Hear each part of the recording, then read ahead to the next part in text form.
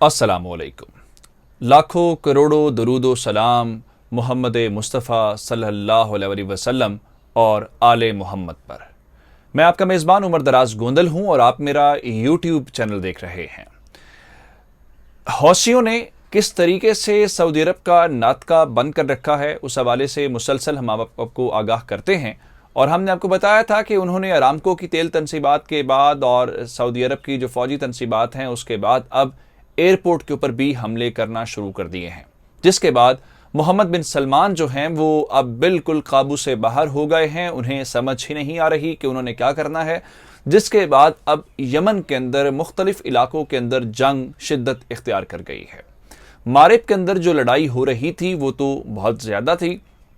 और वहाँ पे गुज़श्ता 24 घंटों के दौरान लड़ाई के अंदर सऊदी अरब ने बेतहाशा बम्बारमेंट की है और इस दौरान बहुत सारे हौसियों की जान चली गई है। हमारे पास जो वहाँ से इत्तलात हैं उसके मुताबिक 45 अफराद की जान गई है मारिब के अंदर और ये गुज़श्ता 24 घंटों के अंदर लड़ाई हुई है। सिर्फ यहाँ पे नहीं बल्कि मगरबी सूबे के अंदर भी जो सूरत हाल है वो इंतहाई कशीदा है, वहाँ पे भी बहुत ज़्यादा जानी और माली नुकसान हुआ है।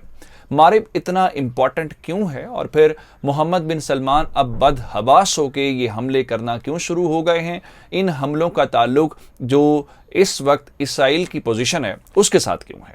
यानी इसराइल के साथ जो कुछ हो रहा है उसका इसके साथ क्या ताल्लुक है? और फ़लस्तीन का, हिजबुल्लाह का, हमास का, इराक का, शाम का कौन सा ऐसा दबाव है जिसके बाद अब उस सारी फ्रस्ट्रेशन को निकालने के लिए मोहम्मद बिन सलमान यहाँ पे हरकतें कर रहे हैं? और मंसूर हादी जो यहाँ पे यमन की हुकूमत के सरबराह हैं, जिनको सऊदी अरब तो सपोर्ट करता है लेकिन अवाम नहीं मानती, उन्होंने रियाज के अंदर खड़े होकर सऊदी अरब की जो हिमायत का एक बार फिर इयादा किया है या ऐलान किया है। ये तमाम तर तफसीलात लेके हम आपकी खिदमत में हाजिर हुए हैं। आपसे गुजारिश करेंगे कि हमारा YouTube चैनल सब्सक्राइब कर लीजिए, बेल आइकॉन के ऊपर क्लिक कर लीजिए ताकि हमारी आइंदा आने वाली वीडियोस बर वक्त आप तक पहुंचती रहें और साथ ही हमारा ये जो वीडियो है इसको लाइक कीजिए, कमेंट कीजिए और शेयर कीजिए। तो जनाब अली, सबसे पहले मैं आपको मुख्तलिफ इलाकों के अंदर बताना ये चाहता हूँ कि मारिब के अंदर जो लड़ाई पिछले चंद महीनों के अंदर थी वो अब शिद्दत इख्तियार कर गई है और सरकारी हुकाम ये तस्लीम कर रहे हैं कि चंद महीनों में,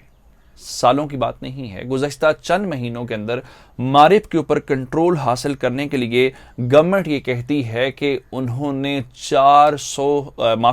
2000 हौसियों के खून से अपने हाथ रंगे हैं। यानी गुज़श्ता चंद महीनों के अंदर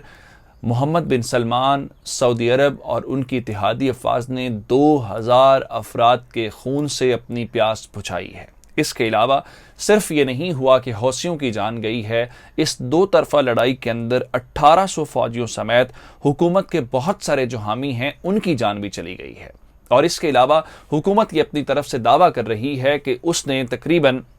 60% जो इंफ्रास्ट्रक्चर है, जो मिलिट्री की चीज़ें उनके इस्तेमाल में थे हौसियों के, वो इन्होंने तबाह कर दी हैं। यानी उनकी गाड़ियाँ या वो इलाके या वो तनसीबात जो हौसियों के कंट्रोल में थे। अगर ऐसी बात है तो फिर हौसी हमले क्यों कर रहे हैं? ये वो बुनियादी सवाल है जिसका जवाब सऊदी अरब को और यमन की फ़ौज को देना है। अब जनाब अली आ जाते हैं मारिब के ऊपर के मारिब की लड़ाई के अंदर गुज़श्ता 24 घंटों के अंदर क्या हुआ है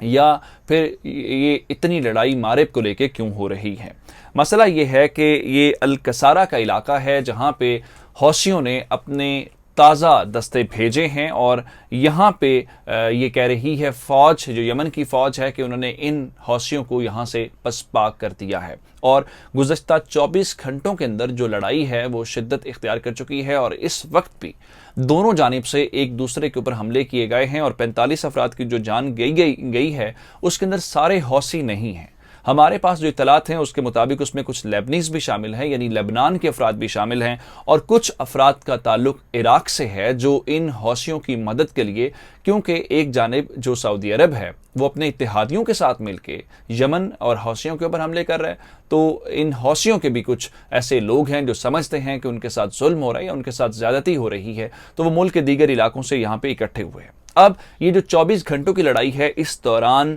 सऊदी अरब और उसके इत्तेहादी अफवाज ने यमन के ऊपर 18 हमले किए हैं। इन 18 हमलों के दौरान इन 45 अफराद की जान जाने के अलावा ये यमन की फौज का दावा है कि उन्होंने 4 फौजी गाड़ियां भी जो इन हौसियों के जेर इस्तेमाल थी वो तबाह कर दी हैं। और ये भी फरमा रहे हैं कि उन्होंने हौसियों की सप्लाई लाइन काट दी है, जिसकी वजह से अब ये हौसी यहां से जो अलकसारा के इलाके से पसपा होने पे मजबूर हो गए हैं। लेकिन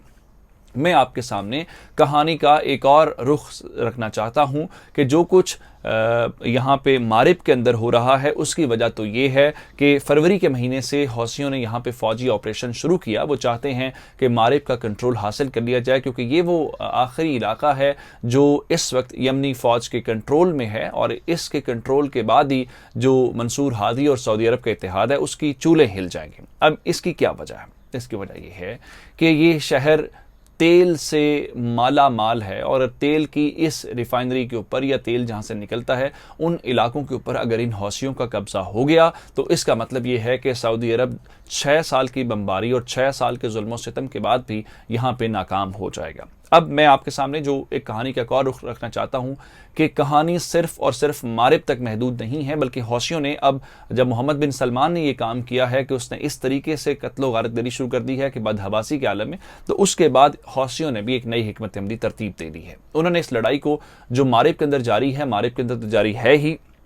हुकूमत के एक और कंट्रोल वाले इलाके में जहां पे हुकूमत का कंट्रोल है और वो इलाका भी हुकूमत के पास है, वहां पे भी हौसियों ने हमला किया है। और ये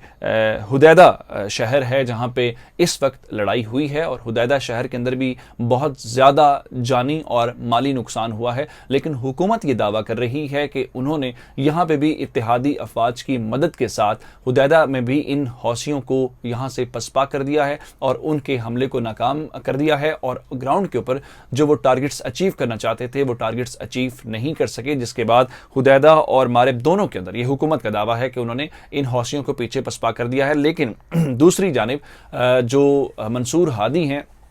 जो उस यमनी हुकूमत जो हुदैदा को या मारिब को कंट्रोल कर रही है और वहाँ पे हौसी उनको चैलेंज कर रहे हैं, वो रियाज के अंदर यानी सऊदी अरब के अंदर मौजूद थे, और सऊदी अरब के अंदर खड़े होकर वो जो मोहम्मद बिन सलमान हैं और सऊदी हुकूमत है और जो इत्तेहादी अफवाज है उनका शुक्रिया अदा कर रहे थे। शुक्रिया किस बात के ऊपर अदा कर रहे थे? कि आपने इस जंग के दौरान जो लाखों अफराद की जान ली है उसके ऊपर शुक्रिया अदा कर रहे थे। उन्होंने रियाज के अंदर जो मासूम यमनियों के खून से रोज़ाना मोहम्मद बिन सलमान के खून की प्यास बुझती है और अपने हाथ के साथ वो अपने हाथ इनके खून से रंगते हैं, उसके ऊपर शुक्रिया अदा कर रहे थे। और शायद इस बात के ऊपर कह रहे थे कि अभी तुम्हारे प्यास खून से नहीं बुझी और तुम्हें ठंड तुम्हारे कलेजे को नहीं पड़ी, तो हौसियों का और इन यमनियों का, मासूम यमनियों का, जिनको ना तो खाने का कुछ दे रहे हो, यानी उनकी बंदरगाहें भी बंद की हुई हैं, उनको भूख से मार रहे हो, जो भूख से बच जाते हैं फिर उनके ऊपर हमले करते हैं, तो ये शायद शुक्रिया अदा करने के लिए वहाँ पे पहुंचे थे। आपसे गुजारिश करेंगे कि एक तो हमारा यूट्यूब चैनल सब्सक्राइब कीजिएगा, दूसरा उमर दराज गोंदल के नाम से आप मुझे ट्विटर और फेसबुक के ऊपर भी फॉलो कर सकते हैं। आपकी समातों का बहुत शुक्रिया।